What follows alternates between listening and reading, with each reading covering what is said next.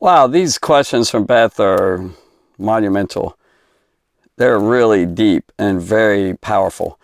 This question is, does God pursue each person equally? Let me say it again. Does God pursue each person equally?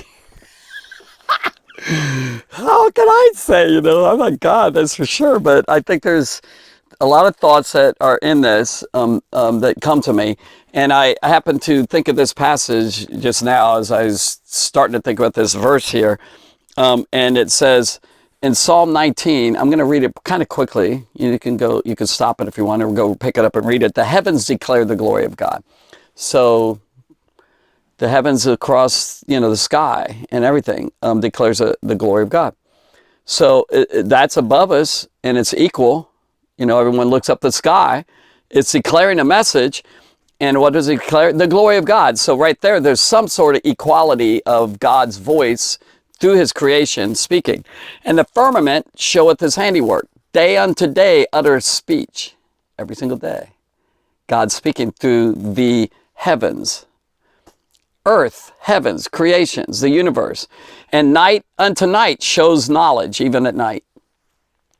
There's no speech nor language where their voice is not heard. So this is every nation, every kindred, every tribe. He says there is no speech nor language. It's across the whole planet where their voice, the heaven's voice, the firmament's voice, is not heard. Space itself, the firmament and everything. Their line has gone out through all the earth, and their words at the end of the world. He just keeps repeating himself in a poetic form. And then he says, in them he has set a tabernacle for the sun. It's like a bridegroom. What a beautiful, I love this passage, bridegroom coming out of his chamber and all. And it goes forth from one end to the heaven, and it circuits to the end of the earth and all that. Then he goes on and says, the law of the Lord is perfect. Then he starts talking about the law. So there's two revelations here. They call it theologians like to call it general revelation and special revelations. And then he talks about the law. The Lord is perfect. Okay, so you got the creation speaking, and then you have the word of God by prophets and revelation through Moses and Jesus and and all that. So there is, in a sense, an equality for everyone. And by the way, that sun, let's talk about this. And this is not an original thought that I'm going to say here. I heard it put one time really well from a Greek sort of guy, from a professor.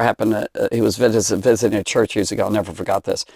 And the sun could come up, and then you have different things on the earth. If you put wax on the below that sun, 93 million miles away, the heat is coming down and the light and all that, and there's wax, and then you put clay. I think those are two materials that would do opposite effects. If I'm not right on this, just figure it out. Like figure out something that would melt, one would harden.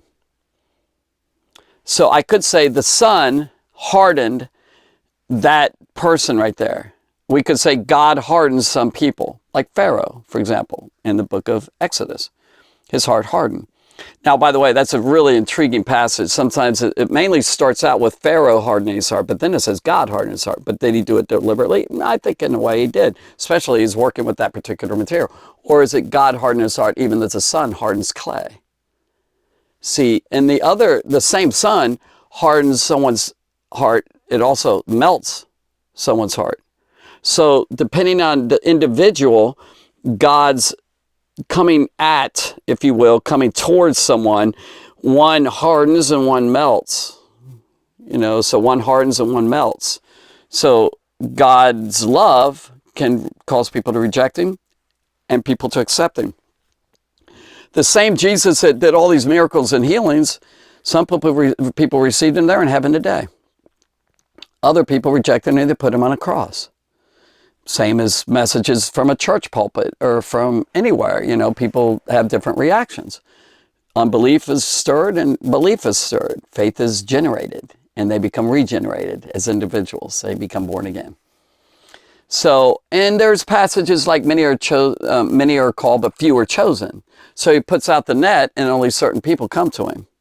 They're chosen and Jesus chooses. He also said, you haven't chosen me to the particular apostles. Of course, he had chosen those 12 after a night of prayer, and he comes down among all these disciples, all these followers, and he says, you, and he chose them based on what God spoke to him. So he chose them, but he also had a lot of other disciples.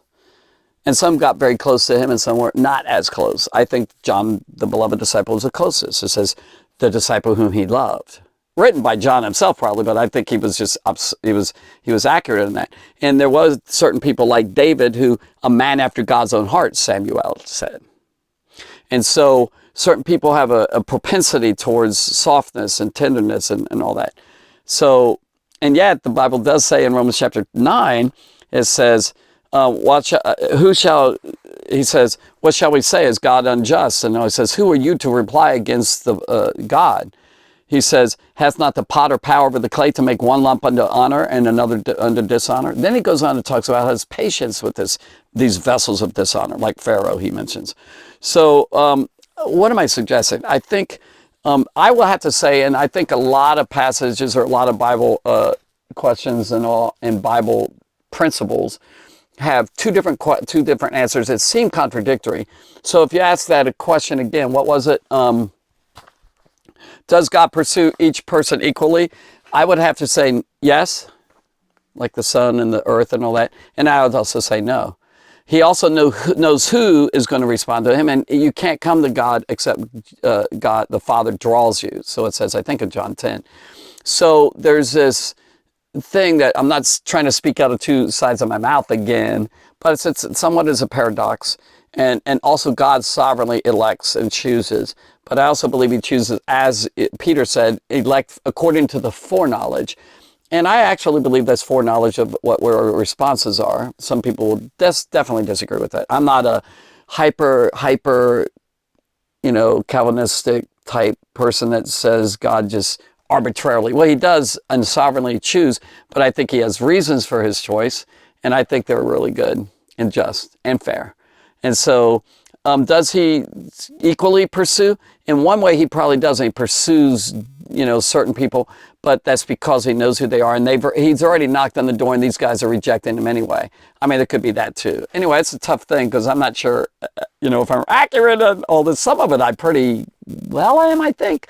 But, we shall find out, and we'll say, wow, does God know what he's doing? Even if I don't. God bless you.